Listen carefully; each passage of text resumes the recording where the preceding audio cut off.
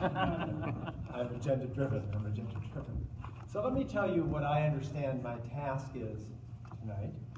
I've been meeting with the planning team, so I have not sort of made this up, but it's always good when you're doing something like this for you to understand at least why I'm going to ask you to do some things and why I'm going to talk about some things in the next few minutes. The purpose, as I understood it, was to provide a time of reflection that advances understanding about the distinctive character of leadership at Living Christi. Right? And it is a discovery process. I've read all your governing documents, the plan that emerged from your work the last few years, and so I have a general sense, not an inside sense, but I have a general sense of what you're about.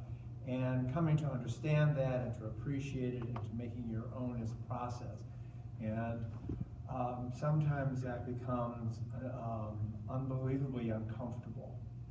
And so being able to trust the process and to trust those that are walking with you in that process of discovery is very, very important. And then, but probably more specific to what I'm going to talk about now and then get you involved in, is to continue translating the idea of servant leadership as practical, concrete actions that advance your mission. I wrote down something that Father Felix said that was memorable, but here's what I think the bridge is.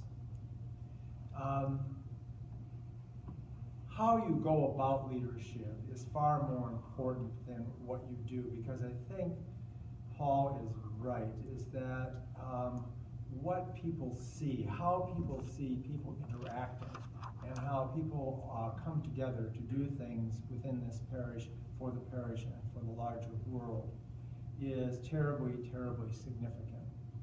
I've worked probably with 50 or so parishes during my career. A good number of them I was called in for triage when hostility and crisis rose to a fever pitch. I'm conflict avoidant, so you'll find that a little bit amusing that I was called in by pastors to be helpful with this. But it's time, what you do with that is you get people to listen. And it really was startling to me, and I don't think I'm a very naive person, about how angry and unkind and unchristian and uncivil parishioners could be towards one another. And that is not a call to become part of the community. And so this notion of servant leadership is it is about a structure, and it is about how you will do things. But I want to talk about it in a way that really positions it as a way of you being very conscious and attentive and purposeful about how you are with one another and how you are together. Because that is an evangelical message. It is very clearly a way in which people are drawn or repulsed by a community.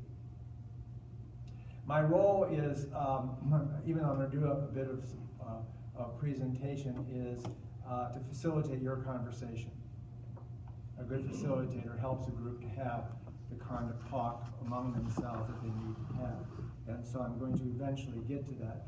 But the team asked me to talk a bit about servant leadership, and I thought it was being very clever because I said I have a colleague, a friend, a member of this parish who is an expert, and I can persuade her because I'm a very persuadable person that she is the one. And then Ophelia sent me a note and said, "No, you are the one we want." So that meant I had to take what knowledge I had and do some further study. And so I'm going to try to make a limited number of points that I think provide a framework for thinking about servant leadership in a new way. And I have a diagram I want to do for you in a bit. Then you're going to be working with some of the principles of servant leadership. And then I've talked with the team about ways in which this further going deeper into it can be part of your ongoing conversation, and I've pulled together some resources. I think some very interesting resources for you. And you can go as deep as you want into them or not at all. So, here are some points. Servant leadership is not just another leadership theory, not within this context. it is a way about organizing yourselves for action, but I don't think that that's the primary focus when we bring it into this particular context. It is a reinterpretation of how organizations thrive. As the more you look at it, the more you think about it, the more you study and you have conversations and look at yourself and you look at how you do things, the more you realize that it is a way in which it makes it possible for this parish to thrive.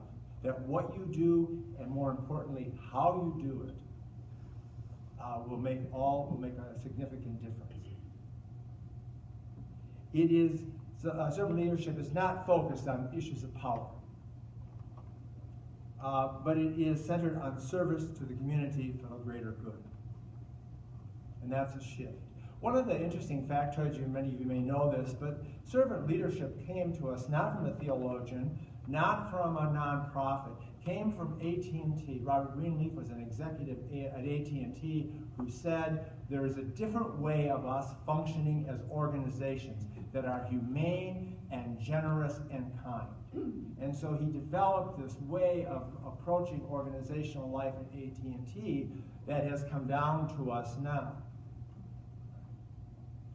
And it center to Greenleaf's thinking was that what we were talking about is not the exercise of power, but the exercise of service. And the exercise of service is a powerful action.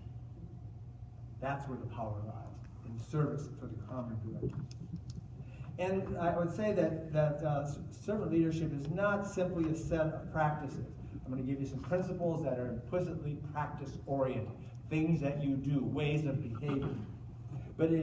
But those ways of doing things, ways of behaving, are forming a disposition of the heart and mind for service, for the greater good. When you think about servant leadership and you think about the notion of being in service to the common good, at least the most readily accessible biblical mandate for it is from the Passion narrative, Jesus washing the feet of the disciples and their resistance, that he would take the form of a servant and do this very, very humble act.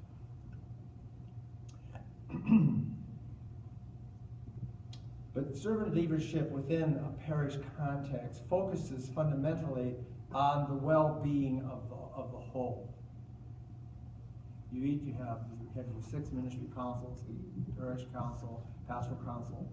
Okay, there are things to be done. We have the school that will educate two of my grandsons at least. So you have some very practical, urgent things. But it is fundamentally it is thinking about the well-being of the whole, all aspects of the parish. Not just the school. It is not just the thing that you're most concerned about, but it is thinking about the whole that servant leadership challenges us to.